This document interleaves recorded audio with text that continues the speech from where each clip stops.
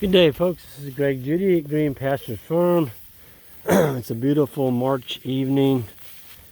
We're looking at March 20. What is tonight? 22nd. March 22nd. I got to go to my guys to give me the right date.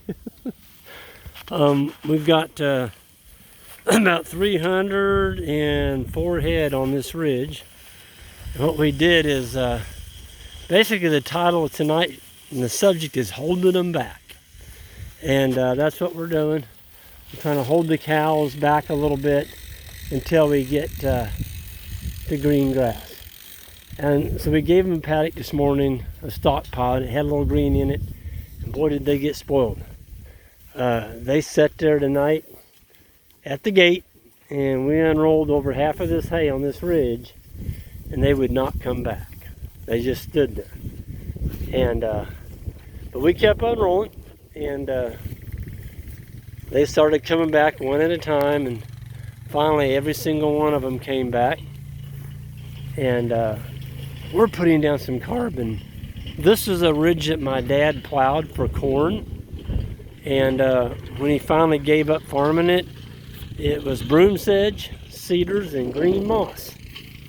So that's what I started with. There was not one plant of fescue on this ridge. And that's because the fertility was so poor that nothing would grow here but broom sedge, cedars, and moss. But over time, you know, you can change land.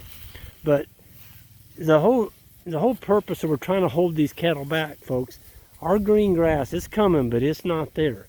It's not tall enough. I want that grass to be up there around 8 or 9 inches. So those of y'all, you know, if you went around your farm, the grass is green out in front of you, and it's awful tempting to open that gate, let them start grazing some of that green that's, let's say, 4 or 5 inches tall. It's going to kill you, folks. Don't do it. Just hold them back another 7 days. Just do that. 7 to 10 days. If you can figure out a way to do it, lock them down. These cattle aren't very happy with us tonight, but you know what? They're eating. And what is in front of us, you're going to see it in a couple days. It's absolutely gorgeous. But it's not tall enough. And if you go in and chop it off right now, we call it eating the baby's head off, well, then your grass is stunted for the whole growing season.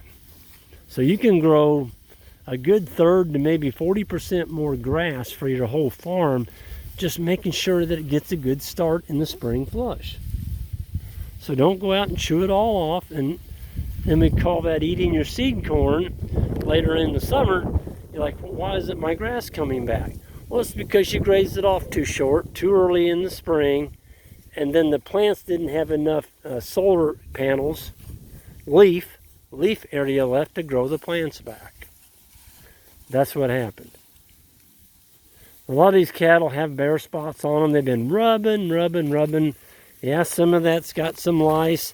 Some of it on the butt is from cows that were in heat back in, before we took the bulls out. And they actually got the hair rubbed off their butt from bulls riding on them.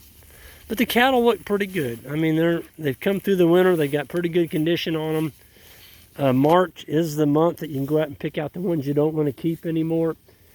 And I think we've picked out a few of those in here.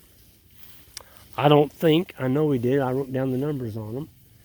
And so we're going to use the spring flush, which we got coming right at us. We're going to need more animals. And so the ones that are a little, you know, on the thin side, we're going to put a flush on them with the spring flush. And the ones that we're calling out are the ones that's got more leg on them. I just hate leg on a cow. This heifer right here, N38. She's a pretty little heifer, but not for me. She's got way too much leg on her. But you know, that heifer right there will top the market in the sale barn. And that's because they like leggy animals, inefficient animals that they can feed a lot of corn to. And so that heifer right there, you put her on corn in the feedlot, she's probably going to finish around 1,200 pounds, maybe a little bit more. But she doesn't have any gut. See that? From her front legs back to where her udder would be if she's a cow, it's got a little slope to it, but not very much. And I see a lot of people's cows that look like that today. I like gut. And right here is gut. Look at the gut on these cows up here. Now these are more mature cows. That's gut right there. That little heifer there, that's her first year. She's starting to swell a little bit.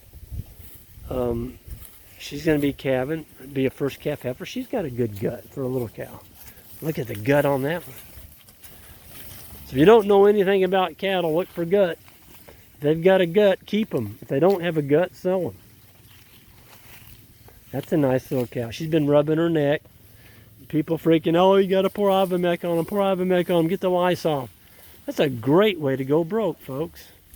Don't be killing the biology in your soil. Anything you pour on the top of that cow that is a fossil fuel derivative, it's going to end up in your soil, and you're killing earthworms, soil microbes, and the sun. The sun, by probably April 15th or so, you get 7 to 10 days of 75, 80 degree weather. That lice is gone, and the hair grows right back. You wasted all that money. You weakened the resistance of your animals. When you pour Ivomec on them, all this other crap, all you're doing is weaken their immune systems. If every time you got a sniffle, oh gosh, I'm sick, I got to go get a Z-Pack, guess what? You're going to have the weakest immune system in the world. Your body's not going to be able to resist anything. So when you do all this stuff to your animals, you're placing a crutch underneath them. You got a bunch of wimpy animals that can't fight off anything. In nature, there wasn't anybody out there pouring Ivomec on them. They lived for tens of thousands of years and did just fine without people pouring Ivomec on them. So just remember, people tell you to do this stuff, watch where the money's going. Is it going into your pocket, or is it going into theirs? Yeah, there's a lot to that. And I think we need to be keeping more of that money on the farm where it's made. We're the ones out here working in the adverse weather. That terrible muddy season we just got through last week. I mean, it was brutal. We were out there in rainstorms with our slickers on, and the animals needed to be moved, and we had to unroll hay in thunderstorms. We waited for the lightning bolts to go away, and we got with it. The animals still needed to be fed. So you're doing all that kind of work. Keep that money. Don't give it to all the input folks that tell you got to buy all this stuff to put on your cows. It's just ridiculous. And at the end of the year, you don't have anything left in your pocketbook, and their bank account's fat, and you've got a land payment staring you in the face. You don't have any money left. Yep, that's right. I'm gonna climb back off my input soapbox. Folks, look at the carbon we put out here tonight. I unrolled it with that Greg Judy bale unroller using pet the kitty method. The bales were put on backwards so we could unroll it over this whole ridge. This is 3 bales, 3 1,200-pound bales. And I mean, it's everywhere here. Look at this. Cows are going to stomp on some of this, and people are freaking, oh, Greg, you're wasting it. Yep, if you want to call it waste, I'm calling it soil organic matter, carbon, growing more grass. Here's a little remnant of what it was when I got this farm. I bought it. This is a farm that I bought. Look at that. That's a little patch of broom sedge. Poor little broom sedge. You're feeling kind of lonesome because I don't see any more out here. It's going to go bye-bye probably this year because of the fertility we put down. So every bale you unroll on your farm that's not fed in a bale ring, that's unrolled out on the land. Look at that. Look at the manure that I'm spreading out tonight. It's all over this ridge. This ridge is 5 acres, and we're covering it with manure and urine and animal impact and carbon. And we're going to grow a ton of grass. All compliments of these animals right here. Hold them back. Look out in front of you. When that grass is 8 inches tall, 8 to 9 inches tall, we're talking about cool season grass here. Fescue orchard grass. And it's got 4 completely formed leaves on the end of it, and they all got a point on the end of them. You can start grazing, but don't take over half the plant. It's better to take a top third and move them. Just remember, the more you leave behind, the quicker it's going to grow back. And if you get in a drought and you haven't had any rain, you're going to thank your lucky stars you did it. I just love this. I love the way the cows are acting. They're all content now. They know they're not going to get moved. And in the morning they are. They're going on to a beautiful piece of stockpile. They're going to be happy cows in the morning.